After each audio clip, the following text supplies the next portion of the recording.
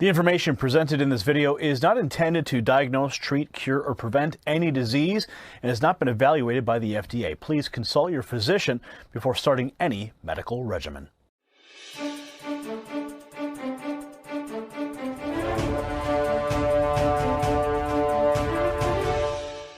Oh yes, my friends, we have another exclusive interview for you today. One that you will need to share to the four corners of the earth, because we're going to be asking questions and bringing you information that the mainstream media is absolutely ignoring. An emergency doctor blasting Bill Gates, the fake pandemic numbers, now in question as the economy collapses.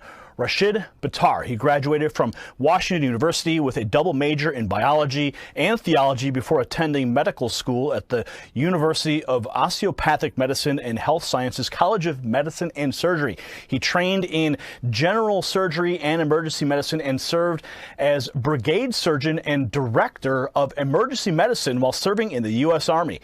He is a board-certified clinical metal toxicology and preventative medicine. He is board-eligible in emergency medicine and has achieved fellowship status in 3 separate medical societies. Today, he serves as the medical director for the Centers for Advanced Medicine with clinics in California and North Carolina. These clinics specialize in the needs of patients with immune dysfunctions and toxicity issues, usually manifesting in various conditions such as cancer, heart disease, and autism. And for over 20 years, he has been ranked as one of the top 50 doctors in the United States. His first book, The 9 Steps to Keep the Doctor Away, became a Wall Street Journal, USA Today, and Amazon bestseller, and is now an international best-selling book translated into multiple languages. Now this week, a video he made called out the fraud that is being perpetuated across the world by the World Health Organization, the CDC, Bill Gates, the deep state, the mainstream media. It went viral with millions of views worldwide. Doctor, welcome to the program. Thank you, Gary. Appreciate it. Now, 3 weeks ago, you called this a conspiracy. You called out the hysteria being perpetuated to scare the world population based on false data. Now, it was Jerome Adams this week, the Surgeon General, and the Trump administration who agreed with you when they announced that they had dropped the World Health Organization and the CDC model and are now working with real numbers. Okay, this is directly from the White House. This is the Office of the Press Secretary. Now, Tuesday, the White House putting out this press release demanding accountability from the World Health Organization and committed to investigating the response, the false claims, and the cover-up. So explain to our viewers what led you to this discovery and how the numbers never supported their claims. Well, Gary, basically, I have patients from all over the world, and patients were concerned about this, and they asked, and I put out in social media that, look, if you really want to know, I'll make a video about this. And I expected some people to respond. I had, I don't know, 700-800 responses. Just yes, please get us the information. So I asked the question, because you're hearing stuff about conspiracy. So those videos that we put out were actually asking the question, COVID-19 conspiracy ? And as I started looking at it, I mean, to me, it just didn't make any sense anyway. We deal with the hardest to deal with medical conditions anyway. So it wasn't a big deal. I just remembered that when I heard about the coronavirus aspect, there was one particular component that we used intravenously a lot in our clinic, and I just made sure that we had 10 times the normal amount, and that was it. It wasn't a big deal. It didn't bother me. However, as I started looking at this information, and as I started seeing that this is actually a chimeric version, something that was developed here in the United States in 2015, it was published in Nature magazine, that it was developed in the University of North Carolina, Chapel Hill, where all the initial studies were done. The chimeric research, despite having a moratorium by the US government to prevent any chimeric research, by the way, just so your audience understands, chimeric research basically means that they're taking a naturally occurring substance or virus, in this case, and then mutating it, genetically modifying it, changing the configuration morphologically to gain function. It's called a gain of function study or gain of function research. And that basically means that they're making something that already may have some potential to cause harm, making it more harmful, making it more virulent, making it more resistant.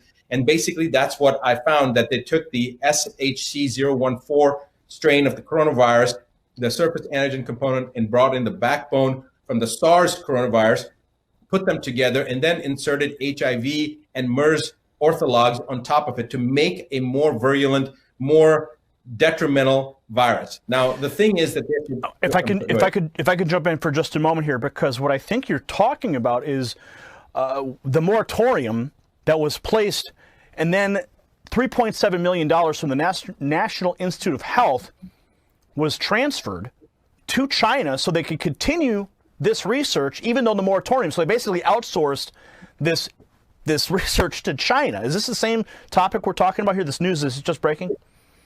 Yes, this is exactly right. So it goes back to 2014. The U.S. government decided, based upon certain virologists at that time, saying that, look, there's no justification for this kind of research. There's a potential for it to cause harm, cause a pandemic. So there's no justification for us to do this type of research. So the government passed a moratorium in 2014.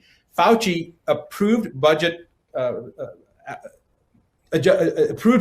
to be monies to be section for this type of research. So basically, and I'm getting really, every time I think about this, it gets me really flustered because I'm so angry that he basically broke the law. He more than broke the law. He created this entire cascade that we're seeing with the world shutdown was created by this initial aspect back in 2015. He broke the law. He went against government moratoriums. He took taxpayer money and he funded research that has now led to the COVID-19. In 2017, he was documented at Georgetown University saying that there will be a pandemic that this presidency will face, that this term will face. How did he know that in 2017 that something was going to happen in 2018, 19, or 2020?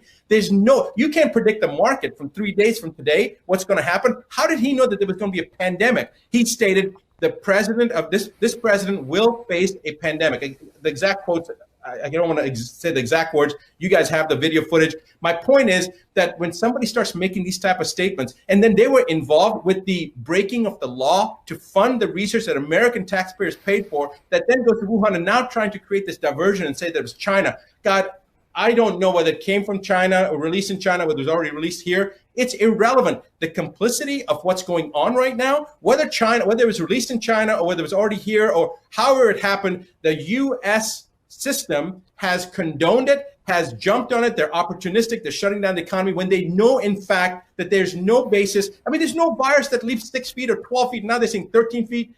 Complete misinformation. And I'm sorry that you've pulled the chain on me right now, but the mainstream media, when the Surgeon General came out and said that basically the Gates model, the Fauci model, the World Health Organization model was not going to be followed anymore, and they were going to look at the actual data, the actual numbers,